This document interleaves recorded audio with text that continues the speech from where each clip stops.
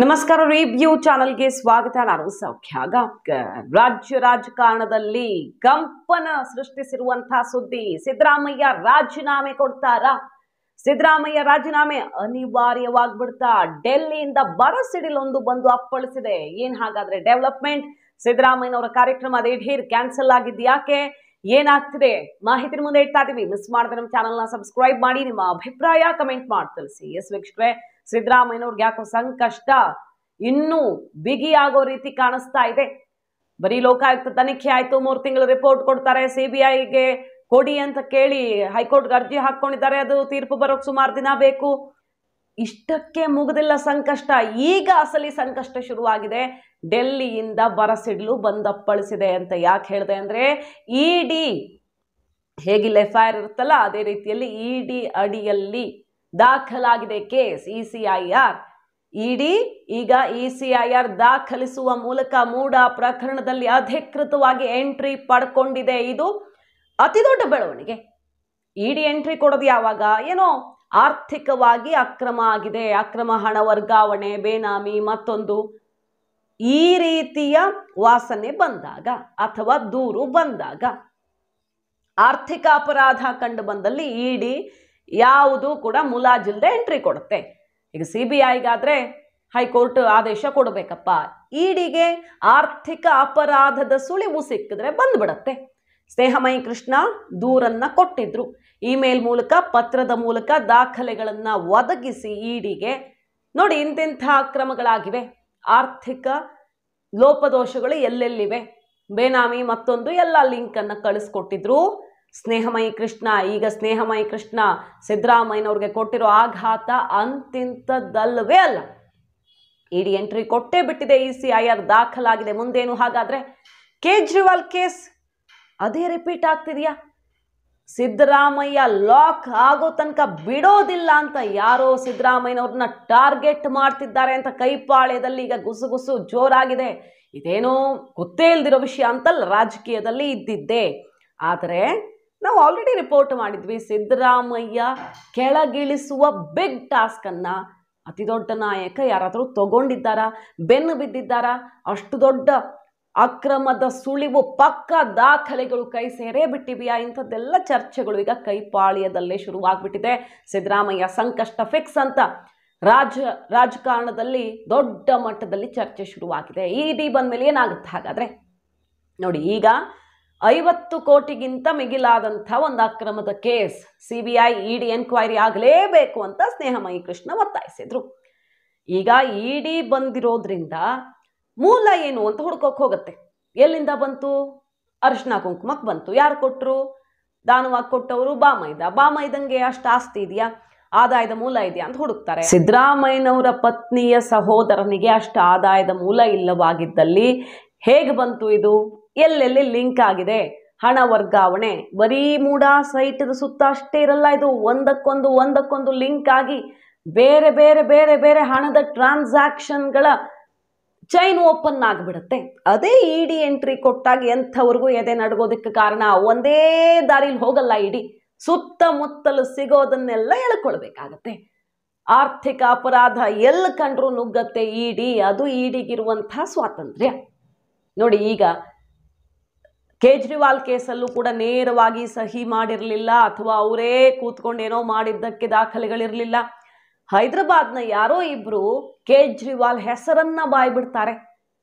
ಯಾರು ಅರೆಸ್ಟ್ ಆಗಿರ್ತಾರಲ್ಲ, ತನಿಖೆಯ ಸಂದರ್ಭದಲ್ಲಿ ವಿಚಾರಣೆ ಮಾಡ್ತಿರುವಾಗ ಕೇಜ್ರಿವಾಲ್ ನೇರವಾದ ಇನ್ವಾಲ್ವ್ಮೆಂಟ್ ಬಗ್ಗೆ ಬಾಯ್ಬಿಡ್ತಾರೆ. ಅವರು ಬಾಯಲ್ಲಿ ಹೆಸರು ಬಂದಿದ್ದಷ್ಟೇ ಸಾಕಾಯ್ತು, ಲಾಕ್ ಆದ್ರು ಕೇಜ್ರಿವಾಲ್.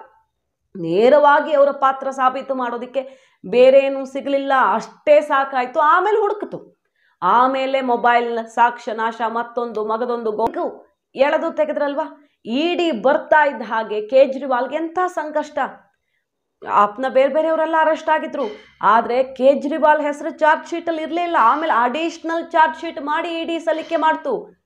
ಸೊ ಕೇಜ್ರಿವಾಲ್ಗೆ ಯಾವುದೇ ನೇರ ಆದೇಶ, ಟಿಪ್ಪಣಿ ಮತ್ತೊಂದು ಇಲ್ಲದೇನೆ ಸಂಕಷ್ಟ ಬಂತಲ್ವಾ.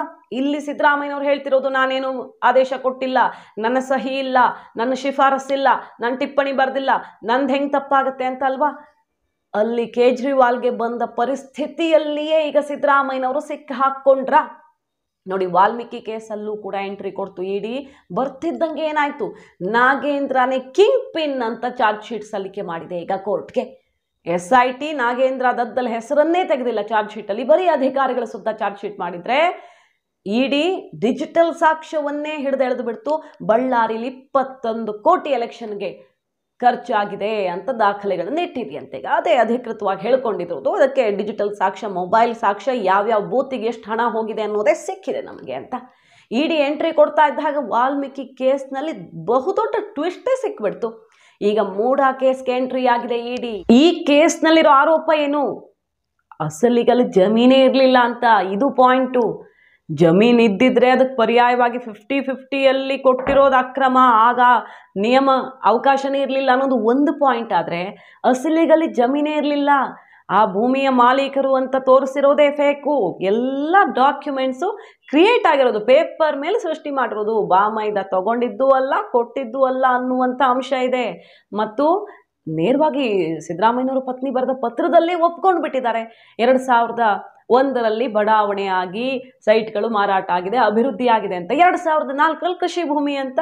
ಅಲ್ಲಿ ಹೆಂಗೆ ವ್ಯವಹಾರ ಮಾಡೋದಕ್ಕೆ ಸಾಧ್ಯ? ಇವೆಲ್ಲ ಅಕ್ರಮಗಳನ್ನು ಮಾಡಿರೋದಷ್ಟೇ ಅಲ್ಲ, ಎಡವಟ್ಟು ಮಾಡ್ಕೊಂಡಿದ್ದಾರೆ ಅಂತ ಆರೋಪ ಮಾಡ್ತಿರೋದು. ಸರಿಯಾಗೂ ಮಾಡಿಲ್ಲ, ಅಕ್ರಮ ಮಾಡೋದು ಮಾಡಿಕೊಂಡು ಸರಿಯಾಗಿ ಮಾಡಿಲ್ಲ, ಮೂರ್ಖತನದ ವ್ಯವಹಾರವನ್ನು ಮಾಡಿದ್ದಾರೆ. ಅಲ್ಲಿ ಸಹಿ ಹಾಕುವಲ್ಲಿ ಸಿದ್ದರಾಮಯ್ಯನವರ ಆಪ್ತ ಸಹಾಯಕ, ಖಾಸಗಿ ಆಪ್ತ ಸಹಾಯಕ, ಅವ್ರ ಹೆಂಡತಿ ಸಹಿ ಹಾಕಬೇಕಾಗಿರೋ ಜಾಗದಲ್ಲಿ ಸಹಿ ಹಾಕಿದ್ದಾರೆ.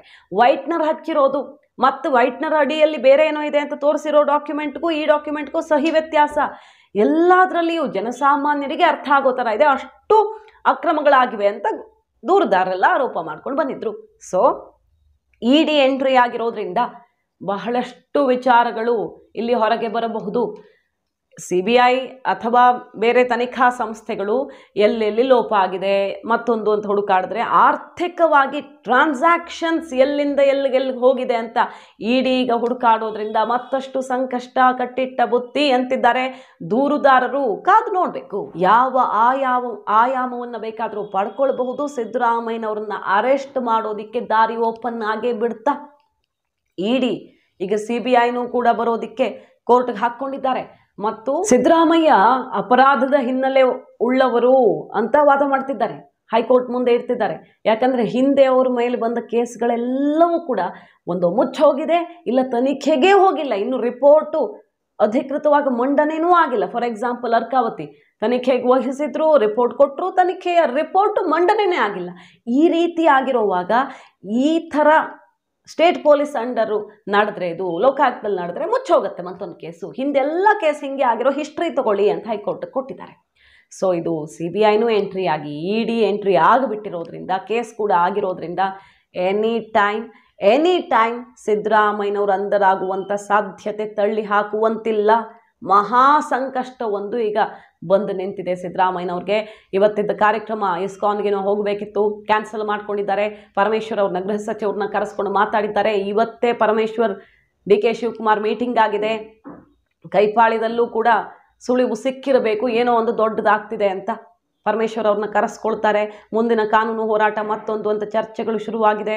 ಆತಂಕ ಯಾವ ರೀತಿ ಆವರಿಸ್ಕೊಳ್ತಾ ಇದೆ ಕೈಪಾಳ್ಯದಲ್ಲಿ ನೋಡ್ತಾ ಇದ್ದೀವಿ. ಮಾಹಿತಿ ನಿಮ್ಗೆ ಇಷ್ಟ ಆಗಿದ್ರೆ ಮಿಸ್ ಮಾಡಿದ್ರೆ ನಮ್ಮ ಚಾನಲ್ನ ಸಬ್ಸ್ಕ್ರೈಬ್ ಮಾಡಿ. ನಿಮ್ಮ ಅಭಿಪ್ರಾಯ ಕಮೆಂಟ್ ಮಾಡಿ ತಿಳಿಸಿ. Thank you.